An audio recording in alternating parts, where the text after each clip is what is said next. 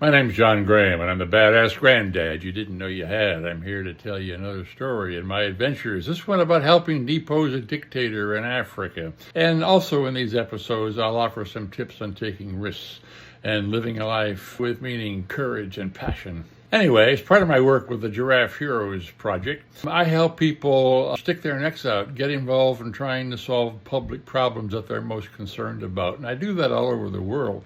At one point, I had traveled to the African nation of Zimbabwe in southern Africa because they were suffering from a dictator, a corrupt dictator who was making life miserable for the entire country and running it into the ground.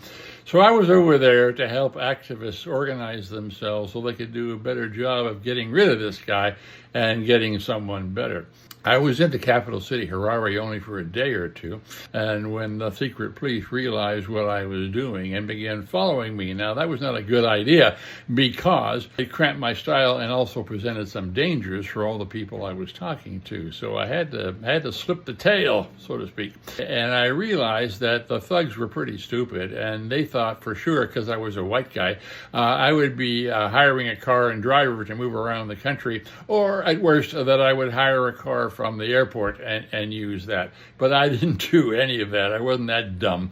Instead, I traveled around Zimbabwe in country buses. They call them Mami Buses. You've seen pictures of them, really colorful buses, crammed with people heading to market or from market, and the tops of the buses are full of crates of tomatoes and chickens and what have you. So I was able to hide myself quite well on these buses and travel around the country and do what I needed to do. And I was there for 10 days, 2 weeks or so, training people, talking to people, and I organized a subsidiary of the Giraffe Project, Giraffe Heroes Zimbabwe, and gradually built it up so that there were a bunch of people who were trained and able to oppose the dictator. And it worked. Giraffe Heroes Zimbabwe turned out to be instrumental in getting rid of this guy and replacing him with someone better. So what am I trying to say here? If you're in a fight with some really implacable opponents, but they're maybe not very bright, don't just try to think what that opponent is going to do to you.